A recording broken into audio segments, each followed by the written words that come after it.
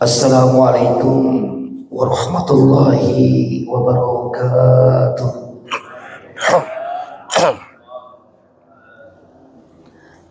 Bismillahirrahmanirrahim.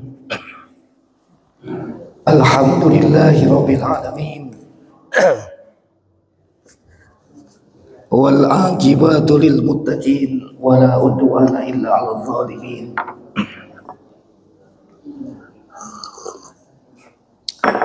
Asyhadu an la ilaha illallah wahdahu la syarika lah wa asyhadu anna sayyidana wa nabiyyana Muhammadan abduhu wa rasuluh. Allahumma salli wa sallim ala sayyidina Muhammadin khatamin nabiyyin wa imamil mursyidin wa ala alihi wa sahbihi ajma'in, amma ba'd. Qala Allah ta'ala fi kitabihil karim, a'udzu billahi minasy syaithanir rajim. Subhanalladzi asra bi 'abdihi lailan minal masjidil haram ilal masjidil aqsa alladzi barakna haulahu linuriyahu min ayatina innahu huwas samiul basir. Qala Nabi sallallahu alaihi wasallam, as-sa'adatu kullu sa'adah tudul umur fi ta'atillah. Sadaqallahul azim wa sadaqa rasulun nabiyul karim wa nahnu ala dzalika minasyahidin wa syakirina walhamdulillahi rabbil alamin. Yang kami hormati dan yang kami ta'zimi para alim ulama, tokoh masyarakat, tokoh agama, Bapak Ibu jamaah kajian subuh Masjid Nurul Iman yang dirahmati Allah. Bersyukur kita kepada Allah pagi ini kembali hadir laksanakan ibadah salat subuh berjamaah, dilanjutkan dengan mengikuti kajian rutin setiap Ahad. Semoga kehadiran kita, niat baik kita semua insyaallah mendatangkan keberkahan, kebaikan dan pahala yang besar di sisi Allah Subhanahu wa taala. Salawat dan salam tak lupa kita haturkan, sanjung agungkan kehadiran Nabi kita yang mulia Muhammad sallallahu alaihi wasallam, pada keluarga, ahli kerabat, sahabat dan juga para pengikutnya. Semoga Allah Subhanahu wa taala menjadikan kita umatnya yang insyaallah diakui kelak di hari kiamat dan akan mendapatkan syafaat darinya.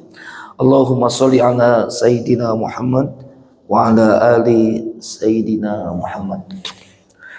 Bapak Ibu yang dimuliakan Allah, sebelumnya saya mohon maaf ini suaranya masih serak. Ini tanda oleh-oleh dari umroh. Sebab kalau pulang dari umroh enggak batuk, enggak serak, ini diragukan ke umrohnya. Jadi bukan ke Mekah Madinah, tapi mungkin ke Singapura atau ke Australia.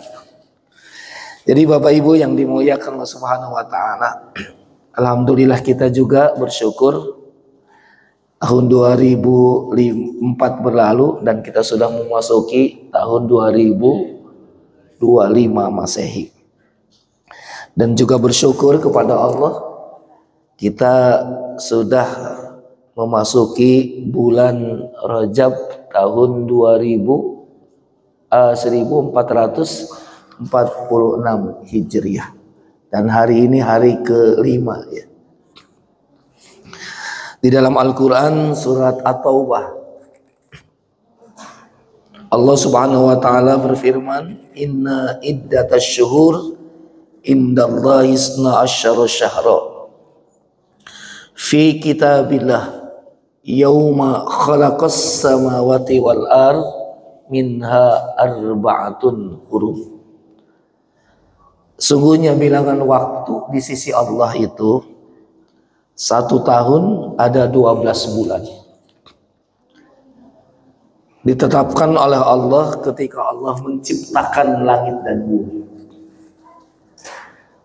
Minha arba'atun hurum, dari 12 bulan itu ada 4 bulan yang Allah sucikan.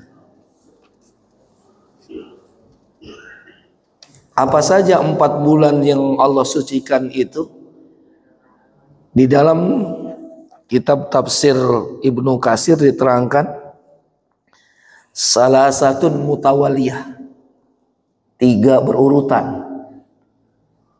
Yang satu bulan yang diapit, yang didampingi oleh bulan Jumadil Akhir dan Sa'ban, yaitu bulan Rajab.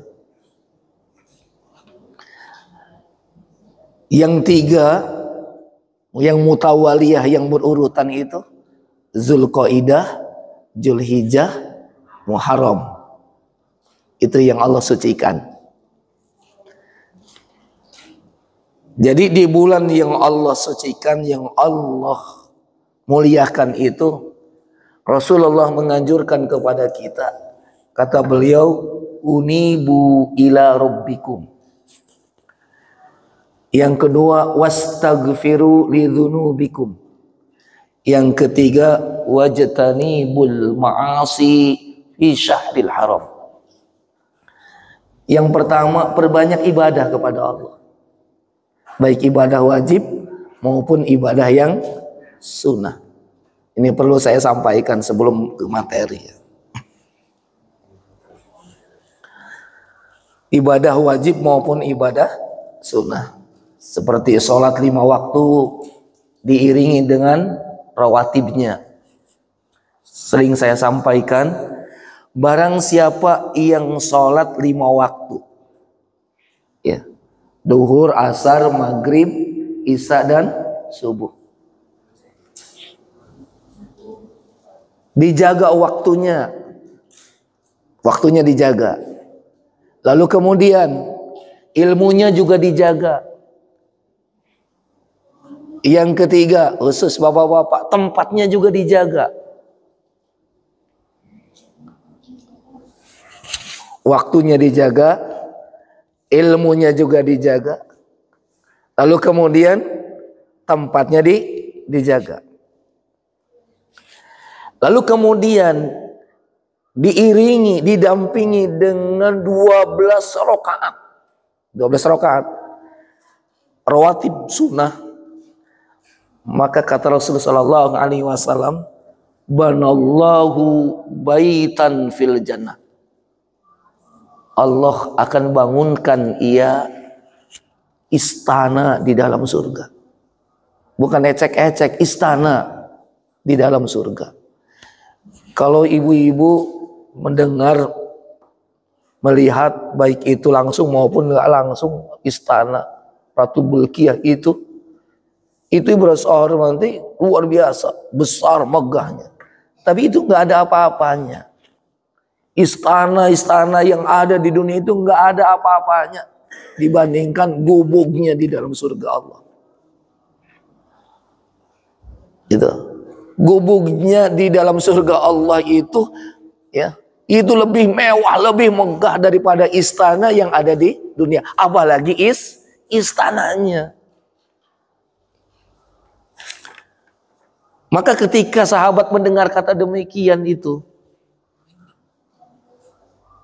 mereka mempertahankan sholat 5 waktu itu dengan baik, waktunya dijaga, lalu kemudian ilmunya juga dijaga, lalu kemudian tempatnya juga dijaga, lalu sunnahnya diamalkan. Apa? Berharap istana di dalam surga. Subhanallah. Bukan hanya masuk surga, bahkan Allah bangunkan istana di dalam surga. Apa 12 rakaat itu?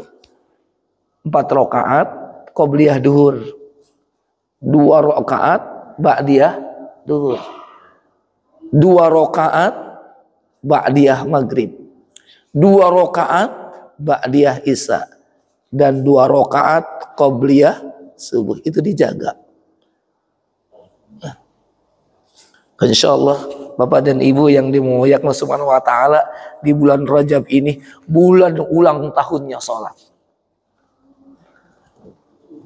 Ulang tahunnya sholat, mengingatkan kembali kepada kita betapa pentingnya sholat 5 waktu ini dalam kehidupan kita umat Islam.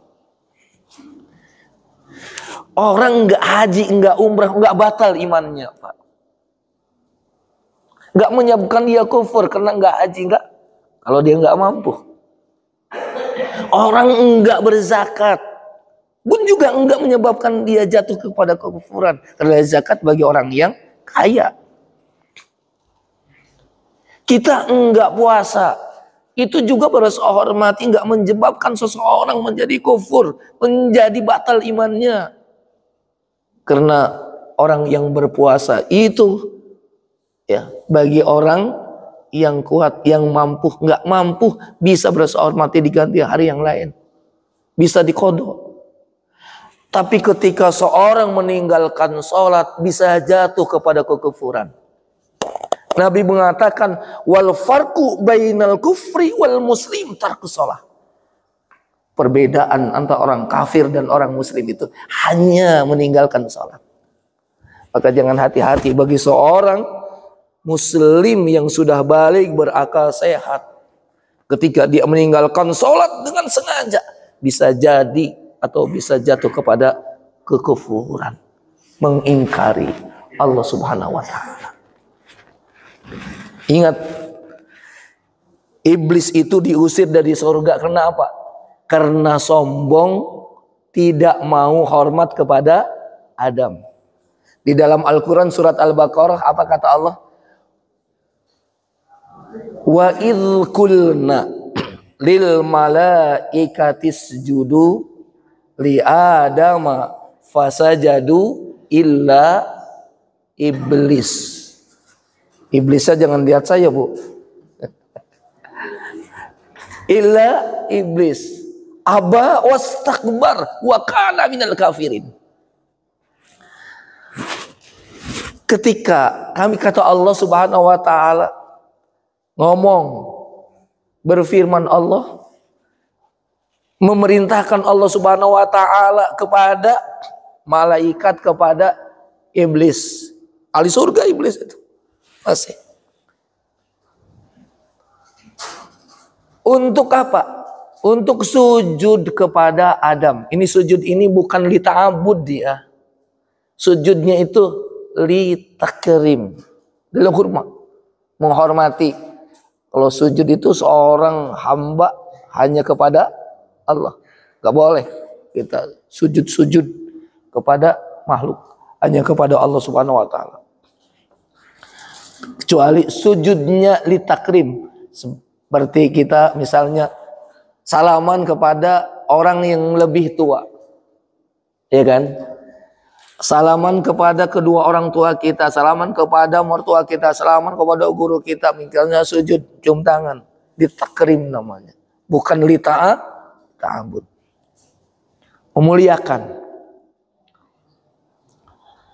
Ini Allah Subhanahu wa taala memerintahkan kepada malaikat, kepada iblis untuk hormat kepada Adam.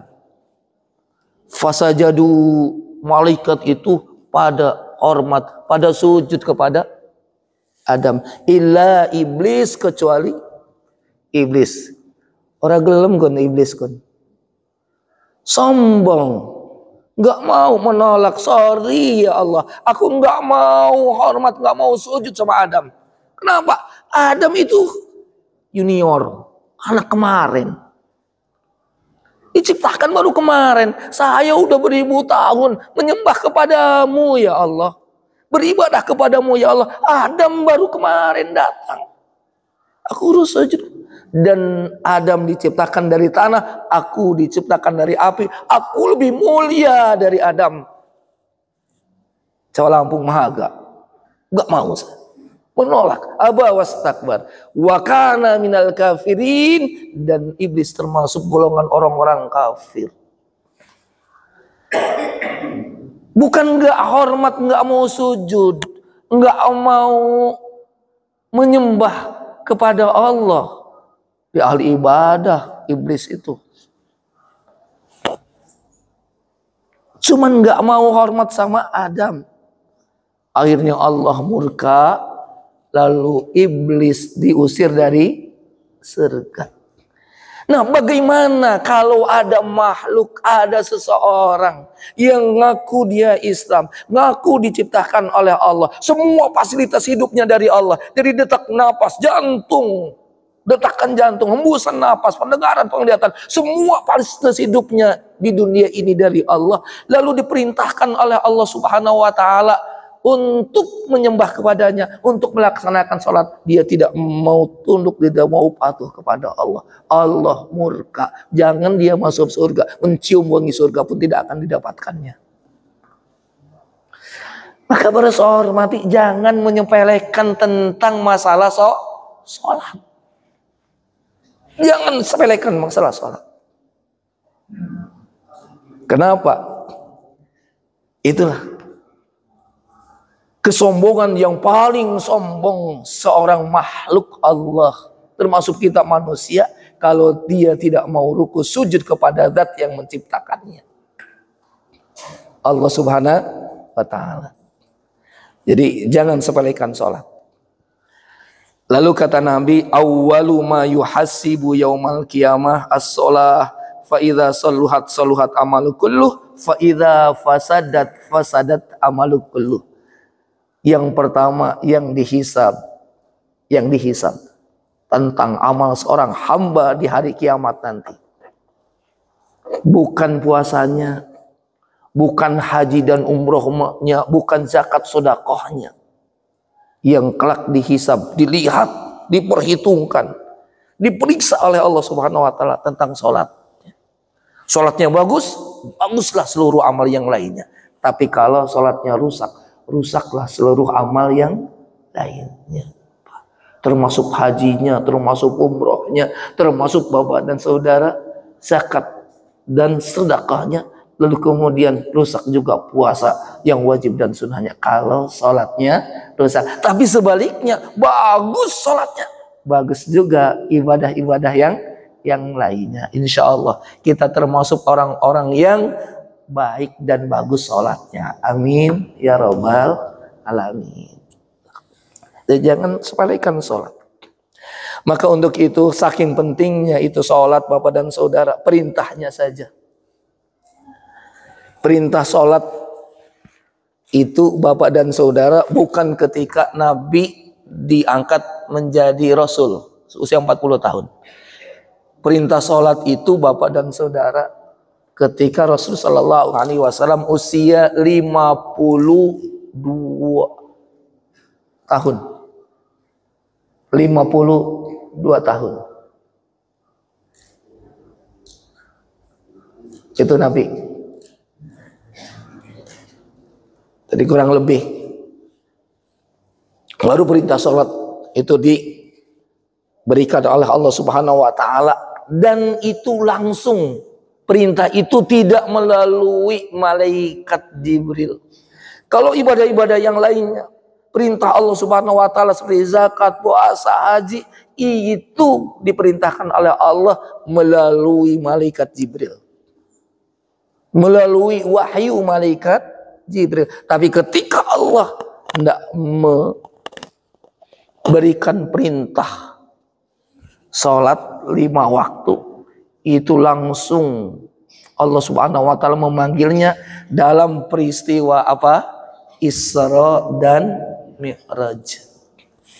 Subhanalladzi asra bi 'abdihi lailan minal masjidil haram ilal masjidil aqsa. Maha suci Allah, zat yang telah memperjalankan hambanya pada satu malam 27 Rajab, dari Masjidil Haram ke Masjidil Aqsa. Ini mesti harus digaris bawahin bapak-bapak.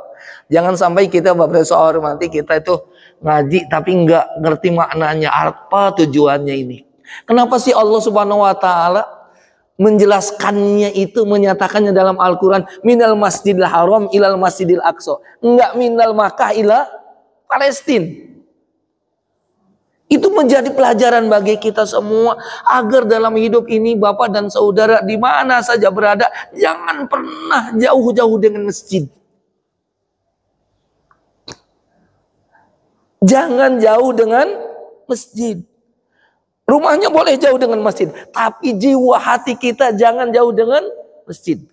Ingat penyampaian bahasa hormati materi telah yang lalu-lalu. Ada 7 golongan yang kelak kata Rasulullah SAW di hari kiamat mendapatkan naungan di saat tidak ada naungan dari Allah Subhanahu Wa Taala. Enggak ada gedung, enggak ada gubuk, enggak ada tempat untuk berteduh. Jangankan berasa hormati ya Allah, tempat-tempat yang bahkan Bapak dan hormati mungkin selembar tisu aja nggak ada orang manusia itu untuk bisa menaungi dirinya, sementara matahari hanya 2 tombak di atas kepala kita. Betapa panasnya luar biasa. Siapa 7 golongan itu? Salah satunya Bapak dan Saudara, orang yang hatinya selalu terikat dengan masjid.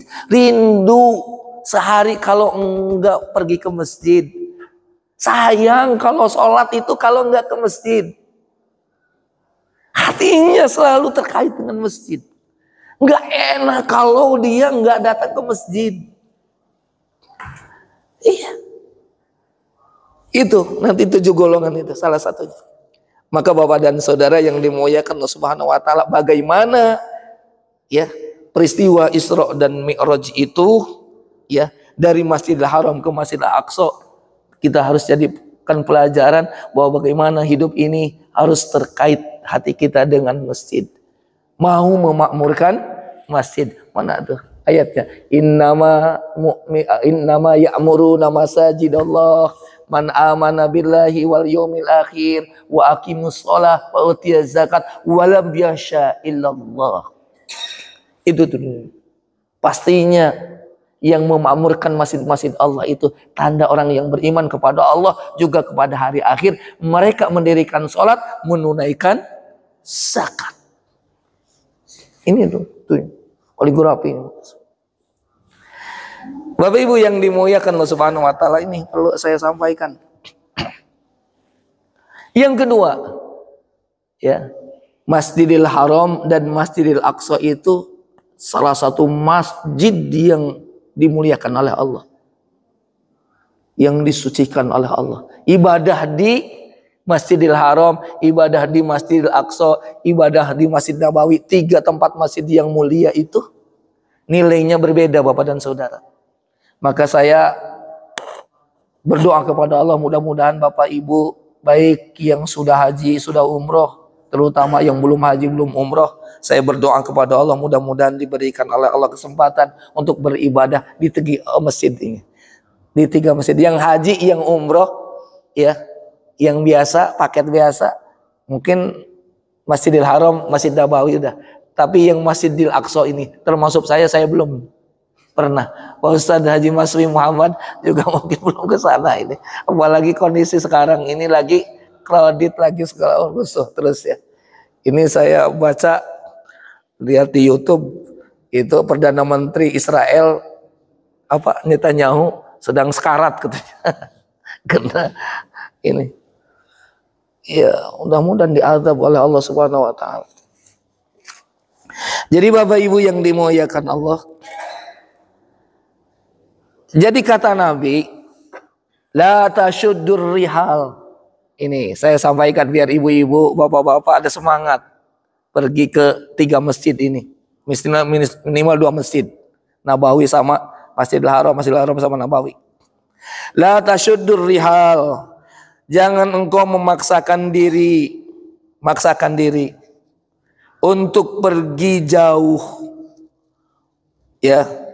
Untuk pergi jauh-jauh, mau liburan ke sana, liburan ke sini, nggak usah paksakan diri, jual ini, jual itu, nggak usah memaksakan diri, mau pergi jauh-jauh, mau ke Eropa, mau ke Amerika, mau ke Australia, mau ke luar negeri, nggak usah dipaksakan diri. La tasyuddur rihal illa bisalasati masajid, kecuali paksakan engkau dirimu, kata Rasulullah SAW, pergi ke 3 masjid ini. Untuk haji maupun untuk umrah. Kalau ibu-ibu, bapak-bapak misalnya punya emas 5 kilo, misalnya, untuk pergi ke sana boleh jual sekilo. Cukup itu. Sekilo, segram berapa? 1.500.000 lah katanya. Kalau sekilo udah berapa itu cukup lah. Ya, bisa untuk memberangkatkan keluarga, anak, cucu. Bisa juga ngajak Pak Ustadz Maswi, Pak Ustadz itu. Dijual sekilo, udah cukup itu. Subhanallah. Kalau punya kontrakan 5, jual 1, boleh. Kalau punya kebun sawit, ya sekian, jual 1 bidang. Ya, tak apa-apa. Paksakan diri untuk pergi ke sana. Jadi Bapak Ibu yang dimuliakan Allah Subhanahu wa taala, Masjidil Haram ke Masjidil Aqsa. Nah, jadi hikmahnya jangan kita jauh-jauh dengan masjid. Kalau kita punya rezeki, berangkatlah kita ke 3 masjid ini, atau khususnya 2 masjid, Masjid Nabawi sama Masjidil Haram, untuk bisa beribadah di dalamnya. Kenapa? Ibadah di sana dengan ibadah di tanah air berbeda nilainya. Nabi mengatakan, "Sholatu fi masjid hadza," salatku di masjidku ini, Masjid Nabawi, itu lebih utama, lebih afdol 1000 kali dibandingkan kita salat di Masjid Nurul Iman ini. 1000 kali, 1 kali 1000 kali.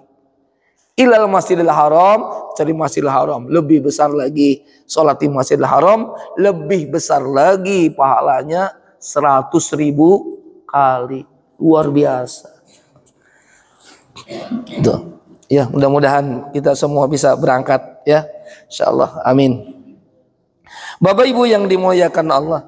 Jadi kata Rasulullah sallallahu alaihi wasallam, "Unibu ila rabbikum." Perbanyaklah ibadah kepada Allah Subhanahu wa taala, baik ibadah wajib maupun ibadah yang sunnah. Salat 5 waktu dijaga, diiringi dengan sunnahnya. Malam kita bangun, sholat tahajud, sholat taubat, sholat hajat, sholat witir, sholat sunnah yang lainnya. Lalu kemudian apa? Nah ini, puasa. Ibu-ibu biasanya yang rajin. Sudah puasa belum ibu? Sudah ya bu ya. Bapak-bapak, dorong Pak Ustadz gitu, ngelih terus. Penyakitnya emah enggak bersembuh-sembuh, emah aja. Kalau udah malam Pak Haji Hadi emah tuh. Emah tuh. Jadi puasa walaupun sehari. Ketika Nabi Isra Mi'raj, ini Isra Mi'raj. Nabi ketika Isra Mi'raj itu jalan-jalan tamasya Nabi itu. Kenapa Nabi diajak tamasya? Karena Nabi tahun itu Bapak dirundung dengan duka cita. Maka bulan Rajab tahun itu Nabi penuh duka cita, disebut Amul Huzun namanya, tahun duka cita. Anaknya meninggal dunia, lalu disusul dengan pamannya, terus disusul dengan istrinya Siti Khadijah. Siti Khadijah meninggal, Rasulullah itu duka benar Pak. Gimana nggak duka, nggak sedih Pak? Istri yang begitu setia, yang begitu baktinya luar biasa, mendampingi Rasulullah SAW dalam suka maupun duka.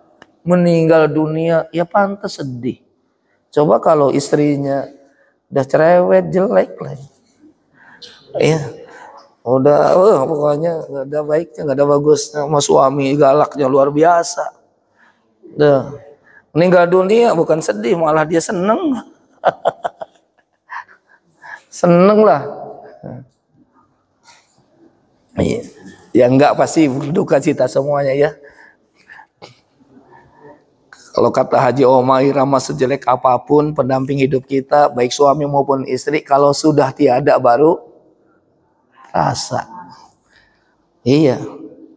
Walaupun jelek istri kita itu Pak, kalau sudah tiada baru terasa. Jadi Bapak Ibu yang dimuliakan Allah Subhanahu wa taala, maka Allah Subhanahu wa taala memerintahkan kepada malaikat Jibril itu ajak Muhammad itu bertamasya. Jalan Isra Mi'raj itu.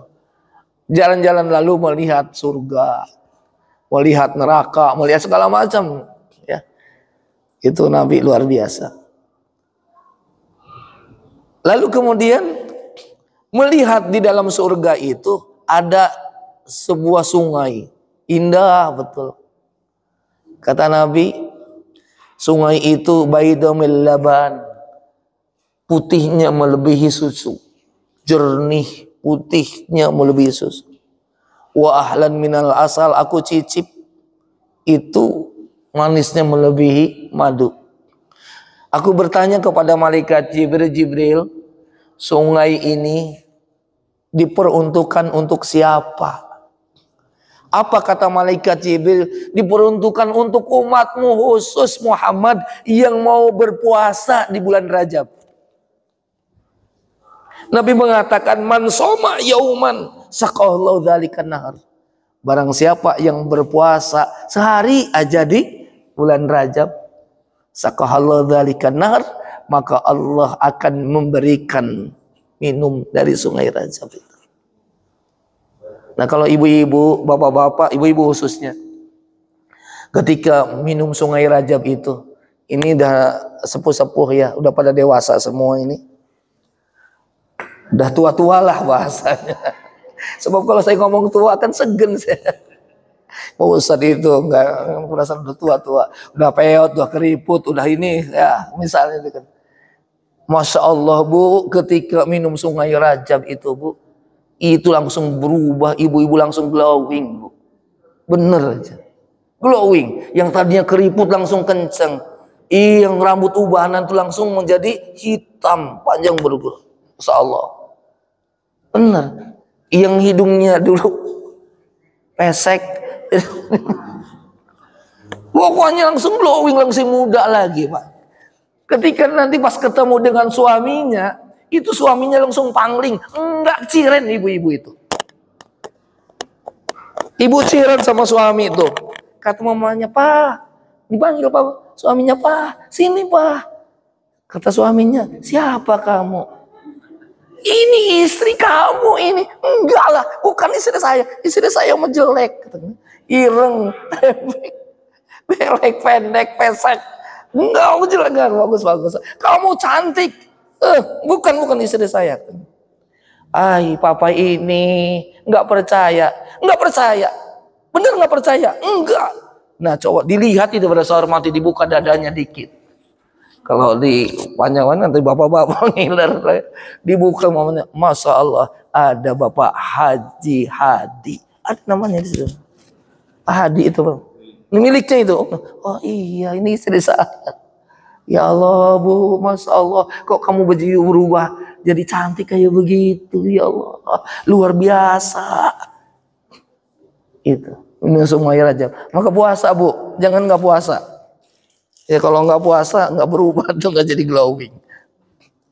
Ini puasa, ada yang puasa sunnah. Lalu kemudian selain puasa sunnah, apalagi Pak Ustadz? Banyak sholawat kepada Nabi. Allahumma sholli ala Sayyidina Muhammad wa ala ali Sayyidina Muhammad. Nah ini banyak-banyak di Majelis Taklim kita ini sering baca doa Rajab, langsung dikombinasikan dengan sholawat ya Bu ya. Allahumma barik lana fi Rajaba wa baligna Ramadana. Ini doa. Lalu dikombinasikan dengan salawat. Allahumma sholli ala Sayyidina Muhammadin wa ala alihi wa sahbihi. Itu. Ini sahabat Rasulullah Shallallahu Alaihi Wasallam itu Pak. Ketika datang bulan Rajab itu mereka berkumpul di masjid, para sahabat, lalu berdoa kepada Allah. Ini doanya, Allahumma barik lana fi Rajaba wa Sa'bana wa balighna. Ya Allah, berkahi kami di bulan Rajab ini. Tahu bulan Rajab itu bulan berkah. Kalau enggak berkah, enggak disucikan oleh Allah, enggak Allah Isra Mi'rajkan itu Nabi. Berkah. Mohon keberkahan di bulan Rajab. Lalu pertanyaannya, berkah itu apa sih Ustadz? Di dalam Kamus Arab diterangkan, berkah itu al-barakatu ziyadatun fil khair ba'dal khair. Yang namanya berkah itu karunia Allah yang Allah berikan setelah Allah berikan karunia itu. Maksudnya apa? Kebaikan yang Allah tambah kebaikan.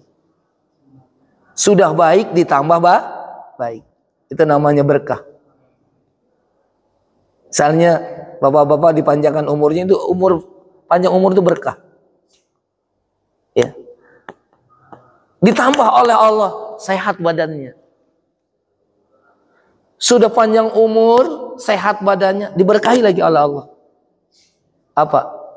Banyak uangnya. Murah rezekinya. Ditambah lagi oleh Allah. Sudah panjang umurnya, sehat badan, murah rezekinya, enak makannya. Enak aja makan apa aja enak. Sudah beberapa hormati, sudah panjang umurnya, sehat badannya, luas, murah rezekinya, lalu kemudian enak makannya, lalu kemudian nyenyak tidurnya, tenang. Tambah lagi keberkahan itu. Apa? Kuat ibadahnya. Semangat ibadahnya. Itu berkah. Maka kata Nabi, as-sa'adatu kullu sa'adatul lil umur fi ta'atillah. Orang yang berkah itu bahagia. Umurnya dipanjangkan oleh Allah, sehatkan badannya, murahkan rezekinya. Lalu dia manfaatkan semua nikmat-nikmat Allah itu untuk apa? Taat kepada Allah Subhanahu wa taala.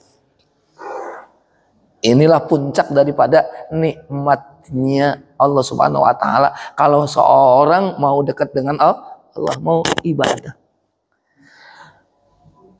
Kalau kita taat kepada Allah Subhanahu wa taala, Pak, kalau kita mau dekat dengan Allah, perintah Allah dan Rasulnya kita laksanakan dengan baik.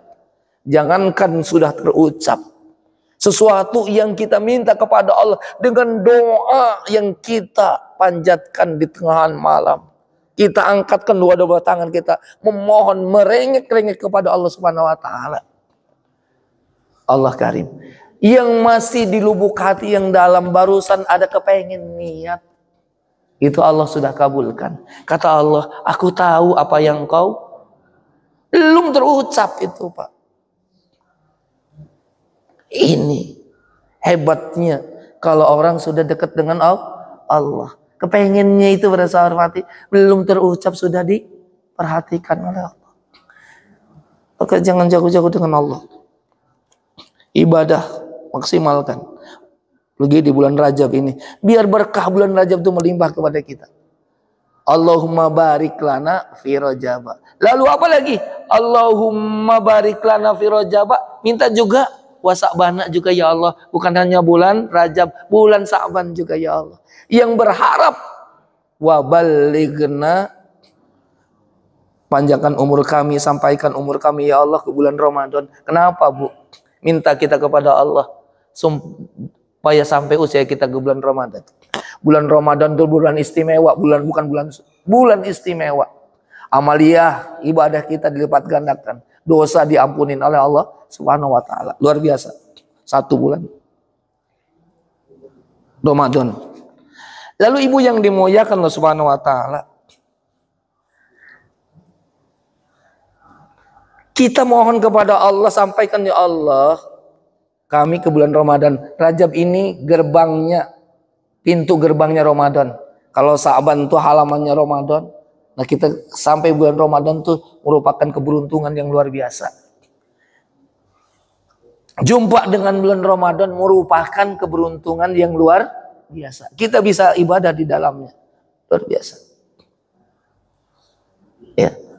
Banyak di antara kita, banyak saudara kita, banyak tetangga kita yang usianya muda di bawah kita. Sudah pada pamit, sudah pada mangkat, sudah pada meninggalkan dunia fana ini. Lalu kata Allah, wa ma tadri nafsun ma taktasibu goda. Tidak ada satupun yang bernapas tahu apa yang akan terjadi esok kepada diri. Sehat sekarang, besok sakit nggak tahu. Hidup sekarang, mati besok kita pun nggak ngerti. Jadi untuk itu mohon kepada Allah, sampai ya Allah, usia kami ke bulan Ramadan. Panjangkan umur kami, sehatkan badan kami supaya bisa kami ibadah di dalam bulan Ramadan. Jangan sampai ya Allah kita hidup ketemu dengan bulan Ramadan tapi puasa enggak. Ya. Lalu kemudian apa? Ibadah juga enggak. Ramadan berlalu tanpa ada nilai ibadah di dalamnya. Maka kata Rasulullah sallallahu alaihi wasallam, rogi ma anfu amriin. Sangat Bapak saya hormati, rugi orang yang berjumpa dengan bulan Ramadan tapi dia tidak menyebabkan Ramadannya mendapatkan ampunan Allah Subhanahu wa taala. Itu rugi sekali orang tersebut.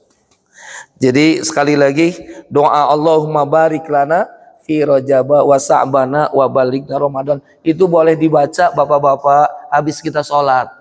Sendiri aja Allahumma barik lana fi Rajaba wa Sa'bana wa balighna Ramadana. Ditambah oleh ulama waghfir lana dzunubana wa hasil maqo, sudah ampuni dosa kami dan hasilkan niat maksud kami. Nah, ada. Awalnya Allahumma barik lana fi Rajaba wa Sa'bana wa balighna Ramadana saja itu. Terus kemudian Bapak dan Ibu yang dimuliakan Allah Subhanahu wa taala, jadi di bulan Rajab itu perbanyak ibadah kepada Allah, baik ibadah wajib maupun memperbanyak sholawat kepada Nabi, berpuasa, lalu kemudian apa lagi? Sedekah. Hanya sedekah. Nah ini sedekah Rajab ini, ya kan? Sedekah Rajab. Memperbanyak istighfar. Fastaghfiru lidzunubikum, memperbanyak istighfar. Astaghfirullahaladzim, astaghfirullahaladzim. Jangan astaghfirullah ya, Bu. Astaghfirullah pakai domah. Astaghfirullahaladzim. Maknanya berbeda nanti.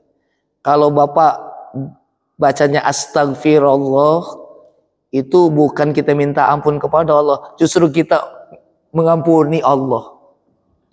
Ya Allah, aku ampuni engkau ya Allah. Masa Allah diampuni sama kita? Dosa apa Allah sama kita? Artinya kalau astaghfirullahaladzim, artinya ya Allah ampuni dosaku. Kita minta ampun kepada Allah. Tapi kalau astagfirullah ini bedanya Bapak saya hormati, bahasa Arab dengan bahasa Indonesia. Kadang-kadang bahasa Indonesia aja beda i dengan beda u, beda nanti artinya. Tahu kalau diganti i jadi apa? Tahu jadi artinya apa? Beda nanti. Nah ini apalagi astagfirullahaladzim, minta ampun kepada astagfirullahaladzim, itu beda artinya. Ingat tuh, astagfirullahaladzim, astagfirullahaladzim.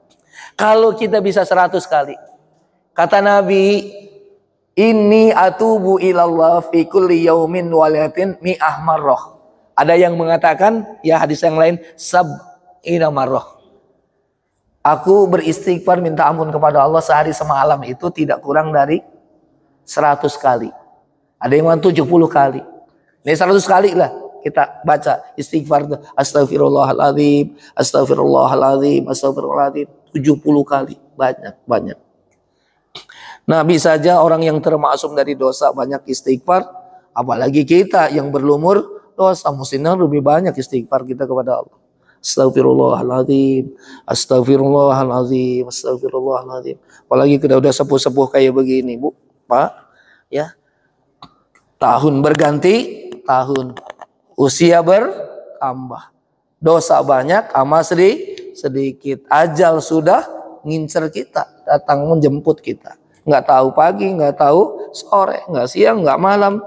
Nah, kita meninggalkan dunia fana ini. Kalau kita beristighfar berbanyak, insya Allah sebanyak apapun dosa kita, insya Allah diampunin oleh Allah Subhanahu wa Ta'ala. Banyak istighfar, apalagi di bulan Rajab. Astagfirullahaladzim. Terus kemudian Bapak dan Saudara memperbanyak tasbih. Subhanallah, walhamdulillah, la ilaha illallah, Allahu akbar. Subhanallah, walhamdulillah, la ilaha illallah, Allahu akbar. Pak Ustaz kalau kepanjangan subhanallah, Allahu akbar, boleh subhanallah, subhanallah, subhanallah. Kayak orang yang kemarin umroh tawaf. Pak Ustaz, saya ini nggak bisa apa-apa Pak Ustaz. Tawaf sa'i nggak bisa apa-apa. Udah, yang bisa Bapak baca aja. Nggak ada yang bisa baca apa-apa. Udah dekat dengan Ustadz aja. Dekat dengan Ustadz. Apa yang dikerjakan dibaca sama Ustadz, ikutin. Iya. Gitu tawaf Pak. Allahu Akbar. Bismillah, Allahu Akbar. Bismillah, Allahu Akbar. Baca tasbih. Subhanallah, alhamdulillah. Subhanallah, Allahu Akbar, subhanallah, alhamdulillah, la ilaha illallah, ikutin. Subhanallah, alhamdulillah, ikutin. Alhamdulillah. Dari rukun Yamani ke rukun Hajar Aswad. Doa, Rabbana, atina, ngikutin. Fid dunya hasanah, fil akhirati hasanah, wa qina adzabannar. Pas giliran putaran yang ketiga, kedua, ustadznya batuk, ikut juga batuk dia. Kata saya, kenapa kamu ngikutin saya batuk? Ya kata Ustadz kan suruh ikut apa yang dikerjakan Ustadz. Astagfirullahaladzim. Ustadznya batuk, ikut juga batuk.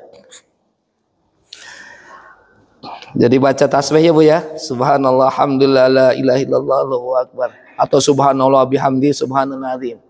Nabi mengatakan ini. Kalimatani khafifatani 'alal lisan habibatani ilar rahman wa huwa subhanallah wa bihamdi subhanallahil azim. Jangan kecilkan ini Bapak dan Ibu. Subhanallah wa bihamdi subhanallahil azim. Jangan dikecilkan, dengan disepelekan. Jangan dilirik sebelah mata. Nabi mengatakan 2 kalimat. Subhanallah wa bihamdi subhanallahil azim. 2 kalimat. Ringan kita baca. Tapi nanti di yaumil mizan, hari pertimbangan amal, itu akan memberatkan amaliyah kita itu. Amal jadi berat dengan subhanallah bihamdi subhanallah, amal kebaikan kita itu. Habibatani ilar rahman, dan 2 kalimat itu sangat dicintai, sangat disenangi, sangat disukai oleh Zat yang Maha Rahman, Allah Subhanahu wa Ta'ala. Jadi Bapak Ibu yang dimuliakan Allah Subhanahu wa Ta'ala, ini hikmah di bulan Rajab. Ya, saya sampaikan ini karena apa? Karena momentum bulan Rajab. Ya, jadi jangan sampai kita Isra Mi'raj, kita rayakan, kita ya peringati, tapi kita belum menyadari betapa pentingnya sholat. Belum juga mengerti tentang berkahnya bulan Rajab. Enggak ngerti apa yang harus kita amalkan. Nanti amalkan. Ini perlunya ngaji tuh kayak begini. Ngerti, oh bulan Rajab ini bulan pintunya Ramadan. Kita harus persiapkan juga. Selain daripada ibadah-ibadah yang kita lakukan itu untuk mendapatkan keberkahan di bulan Rajab, untuk mempersiapkan diri menyongsong bulan Ramadan. Ulama mengajarkan kepada kita gini. Siapa yang ingin sukses, diberikan kemudahan, kelancaran di dalam ibadah bulan Ramadan, maka dia harus mempersiapkan dirinya dari jauh-jauh, minimal dari bulan Rajab. Maka kemarin saya Pak Haji, ketika umroh, itu Bapak dan Saudara sibuk itu di Mekah Madinah itu. Biasanya menyiapkan takjilan itu hari Kamis dan hari Senin aja. Karena itu mereka berpuasa di hari itu. Banyak jamaah itu puasa di Masjidil Haram, Masjidil Nabawi itu. Tapi kemarin menurut saya hormati tiap hari menyiapkan takjilan itu. Saya tanya pada saya hormati, kenapa ini kok mamanya enggak biasanya? Cuman hanya biasanya Senin Kamis. Ini mau tiap hari. Takjilan itu. Kayak udah bulan Ramadan. Ini udah nyongsong Ramadan, Pak. Karena ini udah menjelang bulan Rajab. Oh. Nah ini kita persiapkan semuanya. Lahir batin kita untuk nyongsong Ramadan. Sebab apa? Ketika kita di bulan Rajab sudah membiasakan puasa aja. Senin Kamis sudah puasa, malam sudah biasa bangun, sholat sunnah biasa laksanakan. Taraweh 23 rakaat itu enteng, Pak. Puasa bulan Ramadannya aja enteng. Enggak berat. Tapi kalau Bapak dan Saudara enggak ada persiapan sama sekali, tiba-tiba ujuk-ujuk datang bulan Ramadan, biasanya pagi sarapan, siang makan, sore kita makan 3 hari minimal kita makan, tiba-tiba nggak makan, nggak minum, nggak ngopi, nggak ngerokok, berat. Apalagi hari pertama, Pak. Nggak biasa puasa itu berat. Orang nggak biasa puasa. Makanya jangan heran orang nggak biasa puasa urusan jam 10 aja udah cengap aja. Bener aja, udah cengap aja. Di rumah kerjaannya cuma apa? Hanya buka tutup kulkas aja. Bentar-bentar buka kulkas, bentar-bentar buka kulkas. Ke dapur buka lagi tudung saji. Nah, kenapa? Karena nggak biasa puasa. Udah nyerang lapar jam 10, jam 11. Kata istrinya, dah sih Pak, buka tutup kulkas aja, ngapain aja? Udah pergi ke masjid sana. Udah pergi ke masjid menjelang duhur tuh jam 11:30 wajib maswi. Itu biasanya orang kayak begitu itu cari masjid itu cari yang masjid ber-AC. Nah kayak gini pasti penuh nih. Itu datang ke masjid. Biasanya itu nyari senderan, Pak. Nyender. Sambil nyender aja kayak gini. Nyender. Bukan bersorma tidak zikir, baca Quran, lihat Quran. Yang dilihatin apa? Jam. Tahu jam? Dilihatin jam itu. Kok lambat betul muternya itu. Kepengen cepat jam 6. Aduh. Itu dulu itu ustadz waktu masih kecil kayak gitu kerjaan. Di masjid ngeliatin jam terus.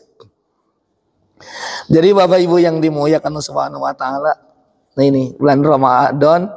Nah, kita maksimal ibadah kan persiapkan dari bulan Rajab. Gitu juga taraweh. Kalau udah biasa bangun malam, sholat sunnah, enteng 23 itu Pak. Kalau taraweh Pak, di Masjidil Haram, Masjid Nabawi itu, 23 itu dibagi dua temen gitu. Saya pernah umroh di bulan Ramadan. Jadi dapat 5 salam, 10 rakaat itu Pak Haji Maswi. Itu istirahat dulu. Istirahat. Enggak ada Bapak harus hormati ketika dia misalnya dapat 2 rakaat. Salat enggak ada. Assalamualaikum warahmatullahi, assalamualaikum warahmatullahi. Terus langsung berdiri. Ya, yang pertama aja ini aba-abanya itu. Salatu tarawih asabakumullah. Mulai tarawih itu. Dapat 2 rakaat, enggak ada lagi itu ininya. Enggak ada itu. Enggak kayak kita di Indonesia enggak. Ya, enggak ada. Ini perbandingan aja. Lalu Bapak saya hormati, dah sholat. Jangan ditanya Bapak dan Saudara suratnya. Itu ketika malam pertama itu, ya Allah, 1 juz Al-Baqarah itu, Alif Lam Mim. Jadi 1 rakaat itu 1 lembar. Satu lembar. 2 rakaat punya 2 lembar terus sampai ini. Lalu Bapak dan Saudara, ketika udah 5 salam, itu berhenti. Lama itu Pak. Dikira waktu itu saya, mau cuma 10 rakaat. Ya sudahlah, saya diam. Udah mau pulang. Saya udah mau pulang. lama istirahat, ada yang minum, ada yang mutawaf, apa namanya, muter, udah mau yang minum, ada yang segala macam, udah ada yang ngelonjor. Nah, saya pikir udah selesai. Pas giliran udah mau pulang saya, ada kumandang lagi. Salatu tarawih asabakumullah. Salat tarawih, berdiri lagi, tarawih lagi. Oh, ada 2 termin. Nah, kebetulan imamnya juga berbeda. Ganti imam, ganti supir. Nah, nggak boleh diterapkan di sini, Pak. Misalnya dia 10 rakaat, maju masfi, terus maju, boleh nggak apa-apa. Ya misalnya gantian capek misalnya, ya boleh nggak apa-apa. Ya. Jadi kalau berhasil mamanya ini, ya duet. Jadi Bapak Ibu yang dimuliakan semua, kalau sudah biasa taraweh, biasa kita sholat sunnah, sholat taraweh itu ya 23 rakaat itu enteng, ringan, Pak. Tapi kalau nggak biasa sholat sunnah, bila sholat taraweh, jangankan 23 rakaat, cuman beberapa hormati 11 rakaat aja, ya kayak tempat-tempat yang 11 rakaat. Udah beberapa, ada apa lagi imamnya? Imamnya sudah bacaannya panjang, lelet lagi. Pasti ketika udah pulang itu, terutama ibu-ibu, udah ribut ngebully imam itu. Imam itu dibully sama ibu. Siapa kun sing imam kan? Siapa kun sing imam? Embuh kemana? Lemen. Wih, lelet bener katanya. Enak kita aja, ya Allah. Imamnya dibully. Namun anak kita mau yang dibully tak dorong akan jadi biasanya kayak begitu. Makanya saya pesan sama imam tarawih, apalagi yang 23. Yang pertama ya, jangan terlalu cepat, jangan juga terlalu lambat. Yang sedang-sedang aja lah. Surat yang dibaca biasanya kalau yang 23 itu dari Al-Hakumut ya. Al-Hakumut Takasur, Qul huwallah, ya wal asri, Qul huwallah. Ini kan sampai tabat tiada, sampai selesai. Lalu saya pesan semua jamaah, ketika kita sudah menunjuk seseorang untuk jadi imam, kita harus ikhlas untuk mengikutinya. Mau dia surat panjang, surat pendek, mau semuanya, ya silahkanlah udah. Pokoknya kita lillahi ta'ala. Itu tanamkan. Jangan beberapa hormatin, apalagi ibu-ibu itu. Kadang mau tarawih sibuk, udah dikasih itu, udah sibuk ngintip kerjaannya. Siapa kencing imam, siapa kencing. Ya Bu ya, nggak usah ngintip-ngintip lagi ibu-ibu itu. Sebab apa? Khawatir kalau ngintip itu. Iya Pak, bapak-bapak ini biasanya senang pakai gamis. Iya kan? Gamisnya apa? Transparan itu apa namanya? Tipis. Pas ibu ngintip dia nggak pakai sempak, mau apa ibu? Iya Bu ya? Gelo ibu lihat. Ya, makanya jangan udah, kalau udah dikasih tabir itu, mau usah muntap ngintip. Jadi Bapak Ibu yang dimuliakan Subhanahu wa taala. Nah, terus terakhir, selain dari wastaghfiru lidzunubikum wajtanibul ma'asi, dan beberapa hormati, jauhi lagi masalah kemaksiatan. Kata Allah, yas'alunaka 'anis syahril haram. Kalau bertanya kepada engkau Muhammad tentang masalah bulan yang bulan disucikan, termasuk bulan Rajab, kul qitalun fi kabir, katakanlah berperang. Bahasanya berperang. Ya.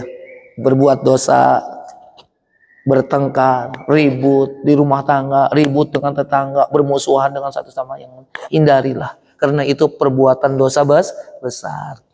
Kalau misalnya ada kesalahan kehilafan dalam satu sama yang lainnya, di dalam kita rumah tangga, di dalam kita bertangga bersama, kita harus membuka pintu hati untuk saling maafkan. Yang namanya manusia itu nggak ada yang sempurna. Ada yang sempurna apa? Rokok.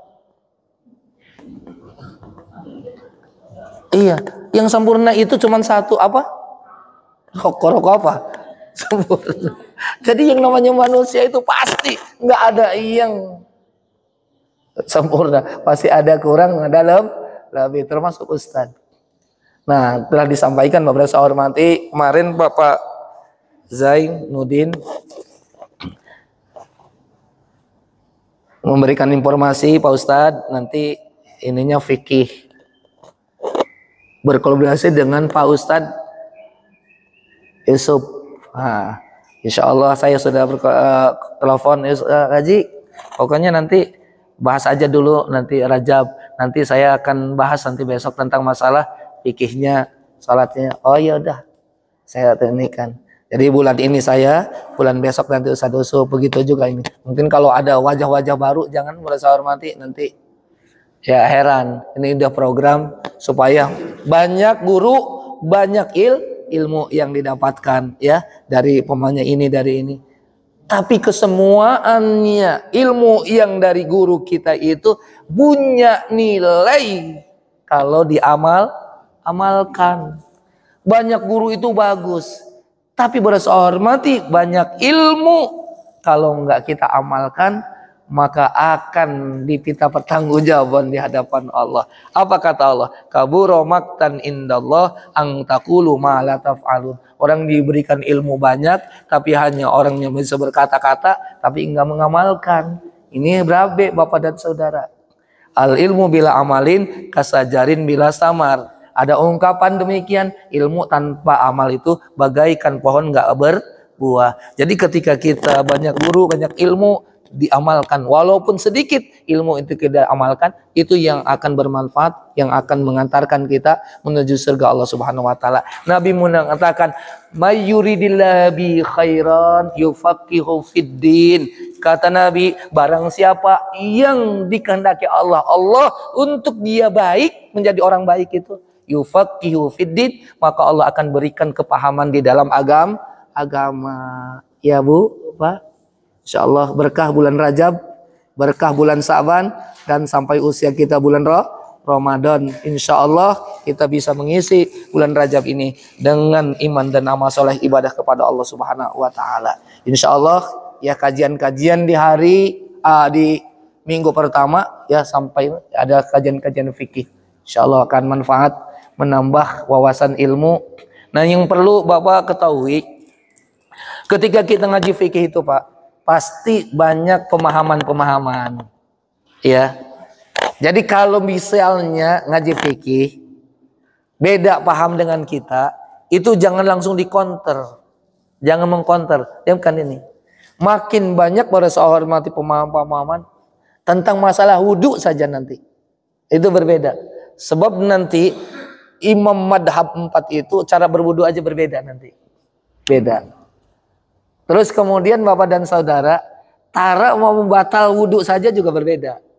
Nanti ada mamanya bersentuhan kulit laki-laki dan perempuan dalam madhab Imam Syafi'i itu baru hormati batal, dalam madhab Imam Hanaf nggak batal, itu baru hormati. Nanti jangan bertentangan hal yang seperti itu. Oh ini menurut ini, itu semuanya wawasan. Kalau kita mau megang, misalnya di mayoritas kita madhab Syafi'i, amalkanlah madhab Syafi'i gitu caranya. Tapi kalau misalnya kita ada hal yang berbeda, itu jadikanlah pembendaharaan ilmu. Supaya apa? Nggak kuper kita. Kayak kita berasa hormati tawaf itu. Ya di Mekah itu. Itu kalau madhab pada momen yang lain, ada orang yang mamanya udah tidur kayak gini. Ketika qomat Allahu Akbar, dia bangun langsung sholat. Oh, ini madhabnya ini. Kalau kita batal udah tidur ngorok. Itu. Lalu kemudian ada orang yang merasa hormati, ya bersentuhan mamanya ini, berkan-kan, dia langsung sholat. Iya. Jadi ada wawasan sehingga Bapak dan oh doa kunut itu menurut pendapat Syafi'i sunnah. Dalam madhab yang ini Maliki boleh, tapi untuk pelaksanaan Maliki sama Syafi'i berbeda. Maliki itu di Madinah itu pakai doa kunut, tapi doa kunutnya bukan ketika Bapak hormati dia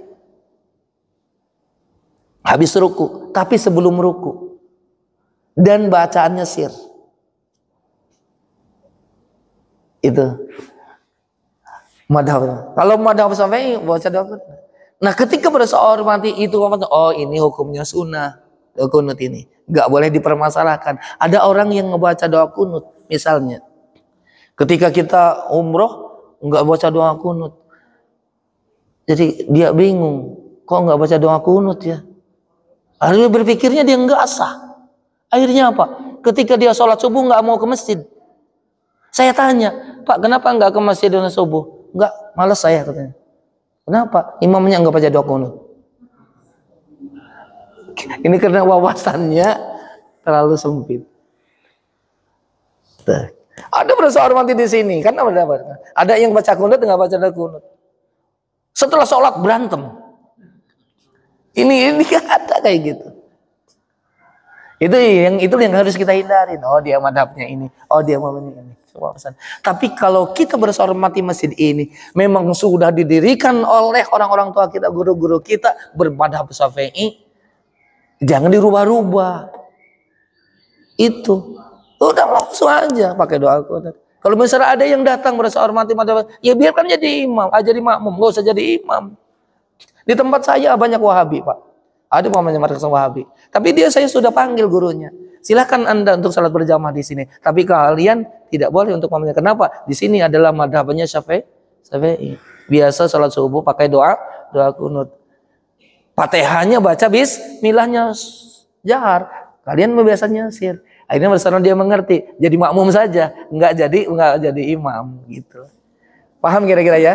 Jadi baru hormati ini untuk apa? Untuk supaya mengecilkan tentang masalah mujadalah kita, pertengkaran masalah-masalah khilafiyah.